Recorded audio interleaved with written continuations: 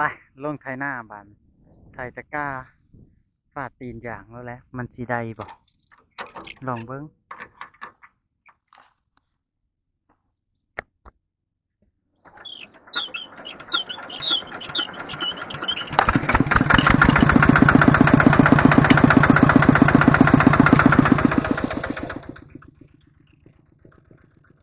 ฝนฟ้าหากระตกผู้ดีหมื่นกับประจักนี่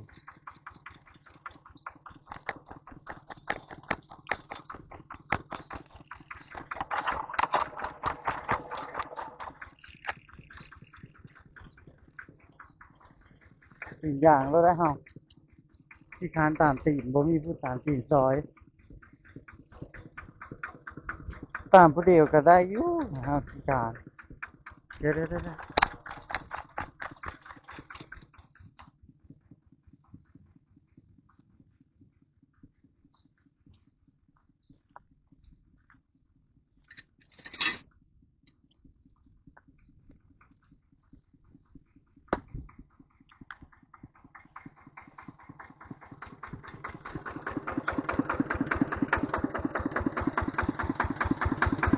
ล้อสายพานมันจะเปรี้ยวเนาะ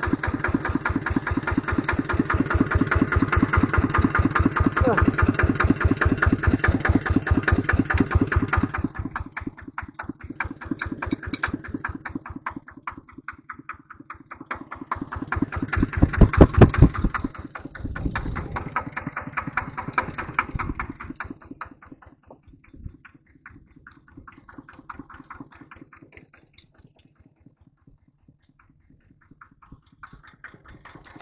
ยังบ่ได้อยู่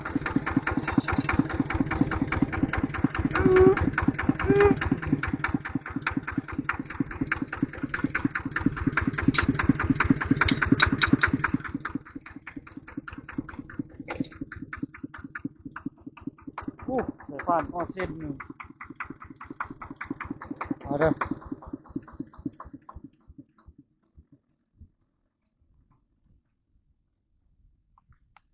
แป๊บหนึงพี่น้อง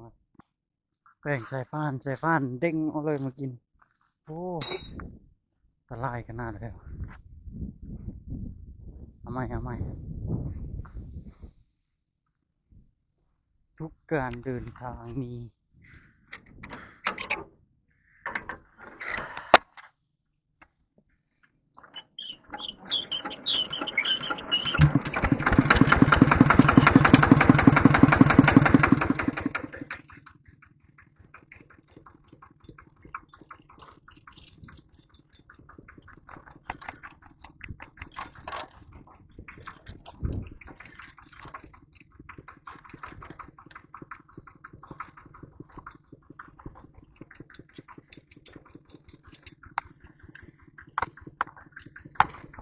อุ้ยหญ้าตายไปแล้วปล่อยให้บ่มีหญ้ากิน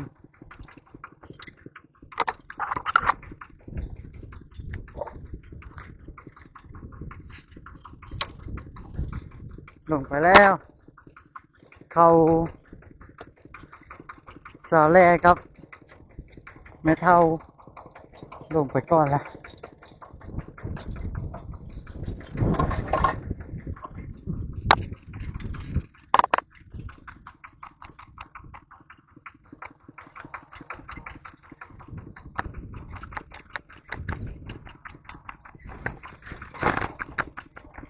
หญ้าหญ้าแห้งบ่มีเลยพี่น้องเอ้ยแห้งเต็กไข่เนาะ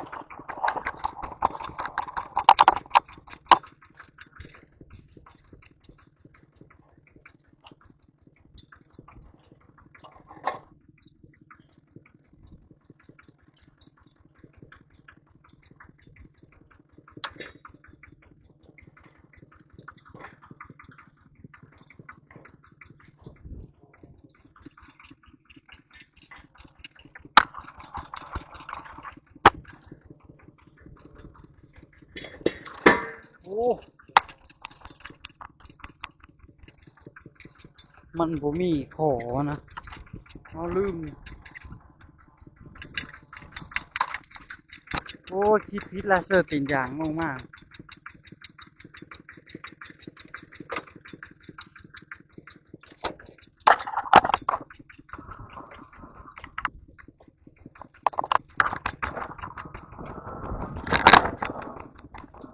เบิดมันมาเขา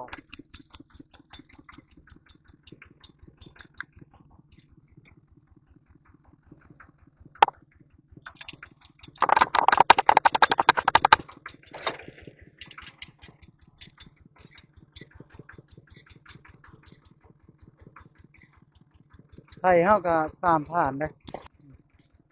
มาไทยหน้าไทยตะกร้าไทยเฮาก็สามผ่านได้คาดเฮาก็ซื้อมาในนี้นะเสื้อตีนอย่างลงมาไทยมันสิได้บ่คิดถือหรือคิดถือหรือคิดผิดลองเบิ่งยานยานทางหน้าต่ำตีนจีเด้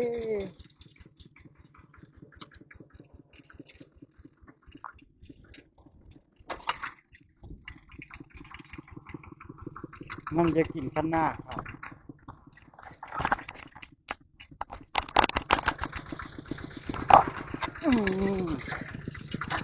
เมิดข้างหน้าครับ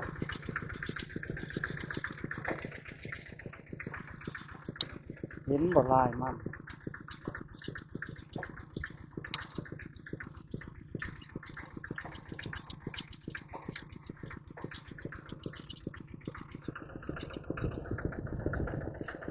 เอาเฮ้ยเลยนี่นะ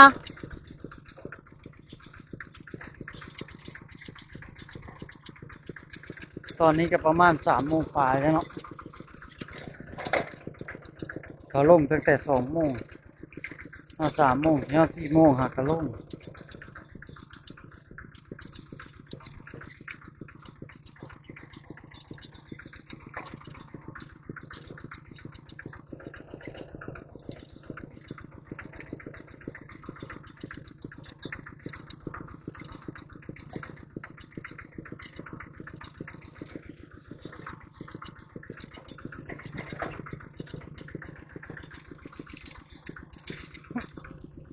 นี่บ่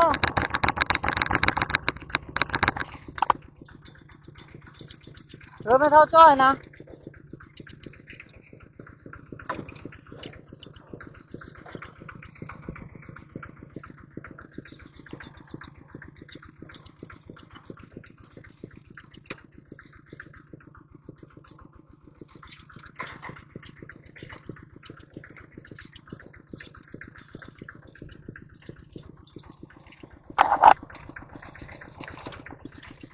ได้เดี๋ยวนี้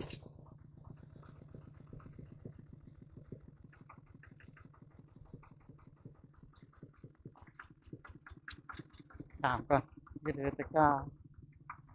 นี่น่ะเป็นนะแล้ว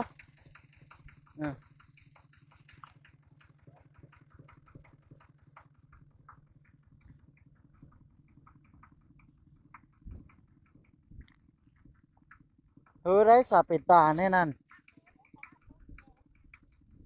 นี่นะ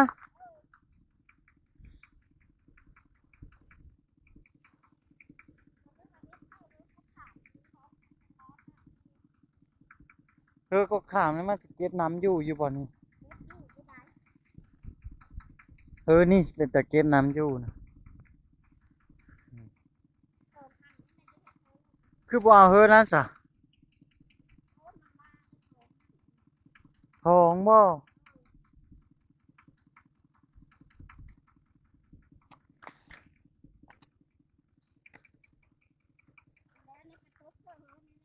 งามบ่เป็นไดงามก็เอานี่แล้วจ้ะถ้ามันจะโน่นฟังพูน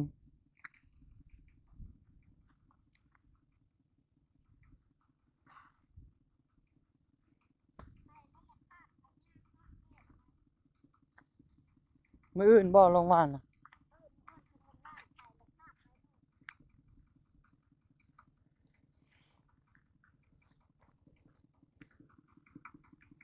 นั่นน่ะบ่ได้เนาะ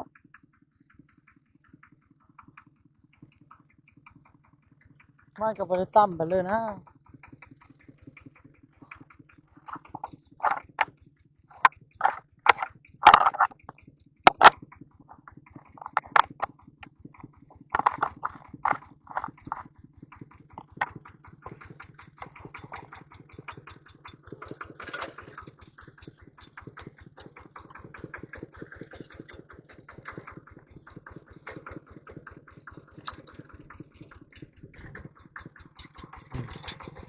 เสื้อเลนึงไข่ได้นี่เลขทองมันจะเป็นตาเลย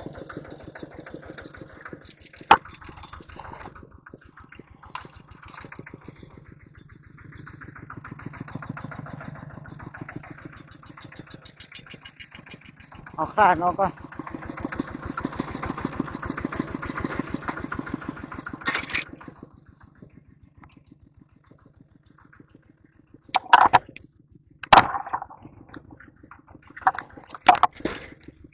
มันมัดตี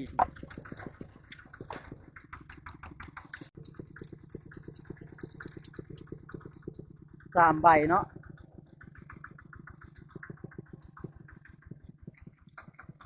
ไข่เขาซื้อ3 ผ่านได้ซื้อตีนยางไข่เลยไข่ตะกร้า3 ผ่านไข่มูลกว่าได้เพราะว่ามันบนนะโบงัดมันก็สิกินใบละน้อยละน้อยนี่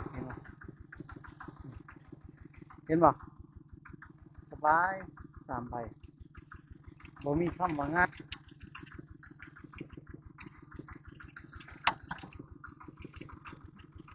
ช่วยตีนยางไข่เลย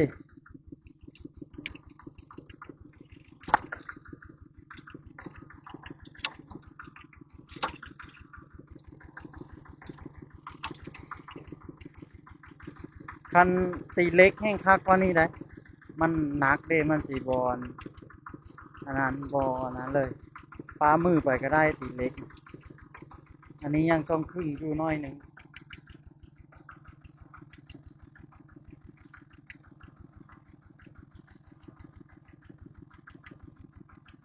3 ผ่านไข่มูลได้3 ผ่านแต่ว่าบ่ต้องต่อเลยต้องคือมันเป็นเล็กของมันนั่นแหละคันต่อมันก็สิหนักรถแน่จังน้อยหรือว่าคันปรั๊บบ่ถือก็จะหนักแน่จังน้อย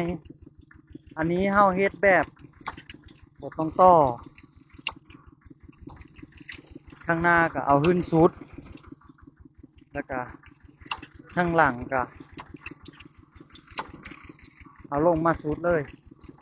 แล้วก็จอดเธอทางกลางเพราะว่ามันหันเสือบ่ได้เด้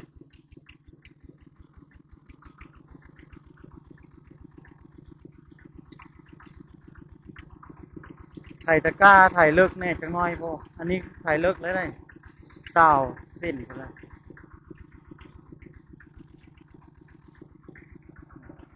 ใช้เพิ่นกับโลกาทาโอ้ยแห้งแล้งโลกาไปดำอีหน้าหนึง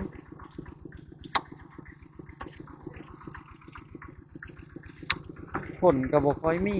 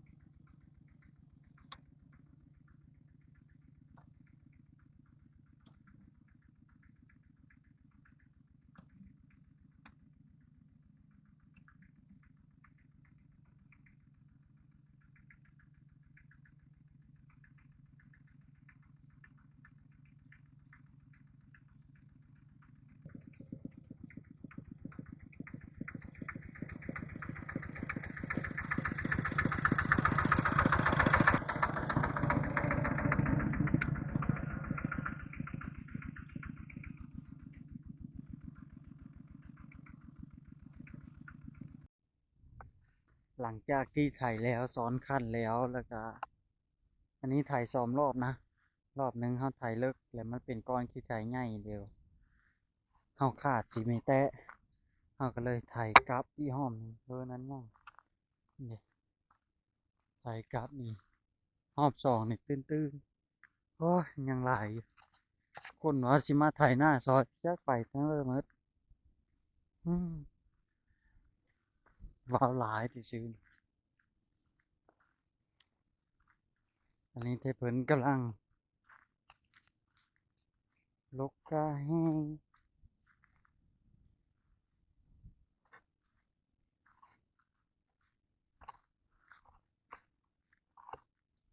เฮ้ยเฮ็ดหยังนั่นน่ะเฮ้ย บ่ได้ยากบ่กาก็ประมาณชาวสิ้นอิ้ว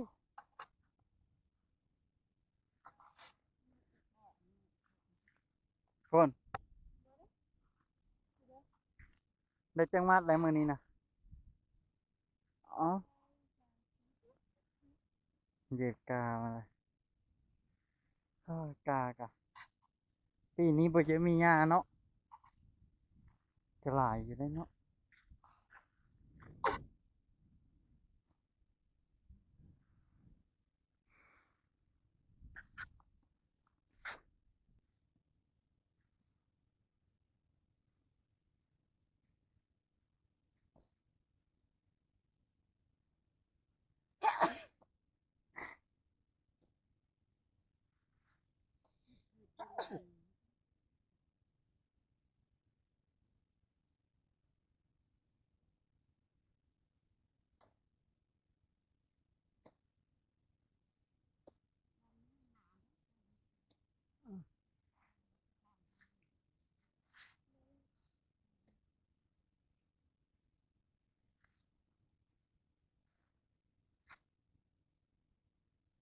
บ่มีมีแต่โต๊ะกลางบัดนั้นเอา